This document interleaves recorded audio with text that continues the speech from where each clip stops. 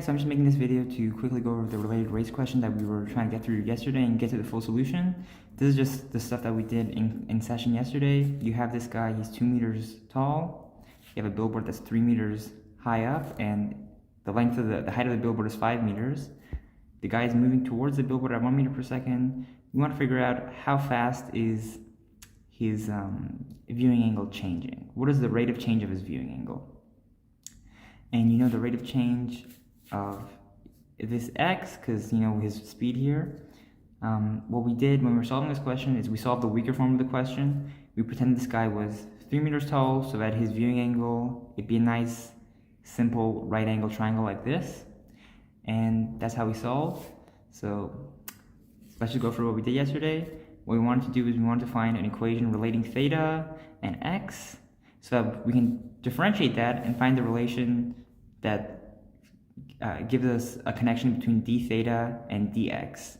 Because we know dx, we don't know d theta. We want to find d theta. Okay, so this is the equation that we came up with in class yesterday. Sine theta equals 5 over b. B is the hypotenuse. Hypotenuse, that comes from the Pythagorean theorem. Okay, and here's some other identities that we can figure out from Pythagorean theorem. That's cos theta equals x over b, adjacent over hypotenuse. So then tangent theta equals sine theta over cos theta equals 5 over x. This will become useful later on. Okay, so then the next thing that we wanted to do is we want to take this equation, just rearrange it, and differentiate this with respect to t. And once we did that, we ended up with this equation you can see here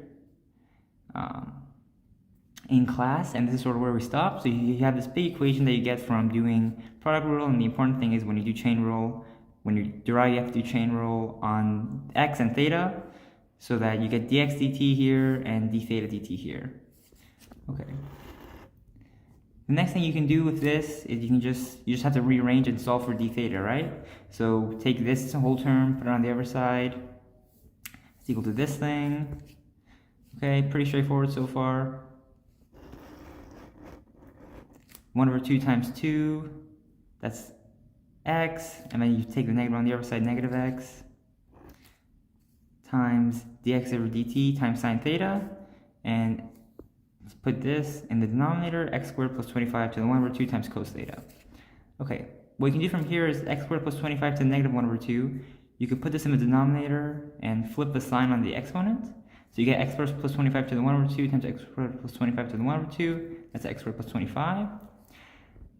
And sine theta over cos theta here, well, we solved that pretty simply up here.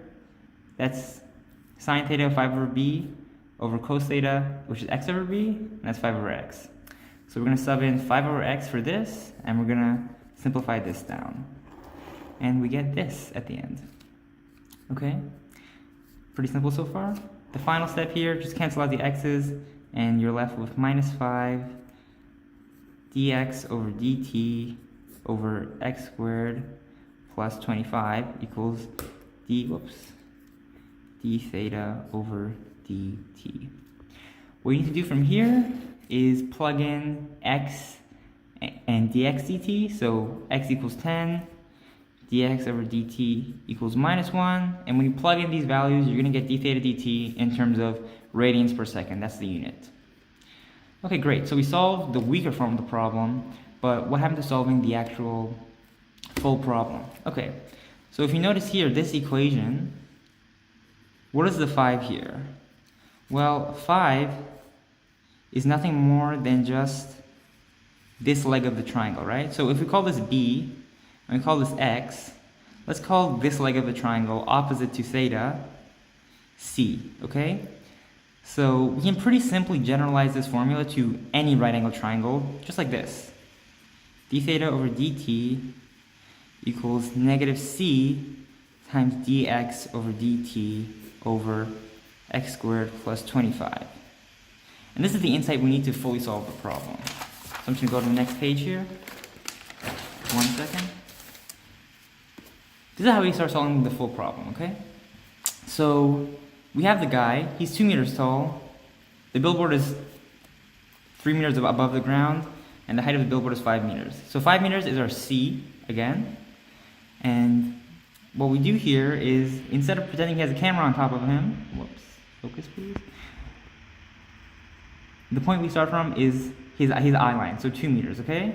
And we can draw a pretty simple right angle triangle like this, okay? X, and then instead of taking this all the way, instead of drawing a line from here to here, we take this right angle triangle, which includes the 1 meter difference in height between the guy and the billboard, okay? So, our right angle triangle here is this.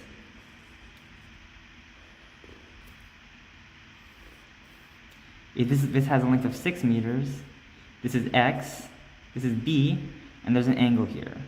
Let's call this angle phi, okay? That's not the angle that we actually want to find. What angle do we actually want to find? The actual angle that we want to find is here, this theta, okay? Because these are the 2 lines of sight going from the guy to the bottom of the billboard and from the guy to the top of the billboard. We know we have this angle phi, this bigger angle phi, and let's call the small angle alpha. Okay, what can we do from here? Well, if you can see, we have 2 right angle triangles, okay? We have one right angle triangle like this, and we have another, right, that's this big right angle triangle, and they have another smaller right angle triangle here, okay? We have another smaller right angle triangle, which is this one. I'm not drawing these to scale, by the way, okay? 1 meter, this is some other hypotenuse, let's call this B1, doesn't really matter, X, and then this angle is alpha.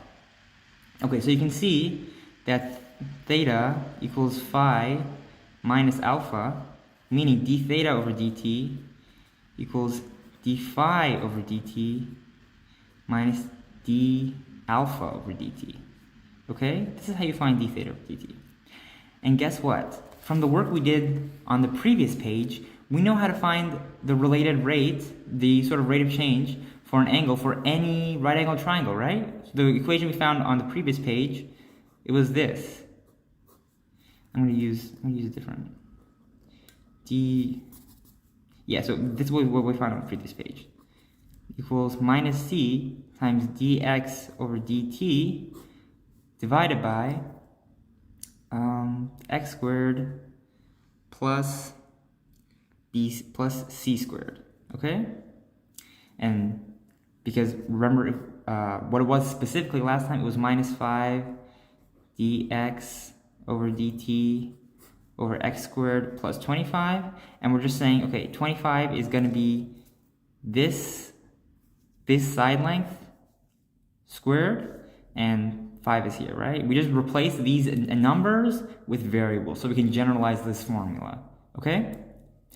And so right now we can solve for d theta d phi dt, like we can solve for d phi dt equals minus 6 times dx over dt over x squared plus 6 squared, and d alpha dt equals minus 1 times dx over dt over x squared plus 1 squared, because alpha, the opposite length, side length is 1, phi, the opposite side length is 6, and if you remember from this formula, phi minus alpha equals theta, d theta equals d phi minus d alpha.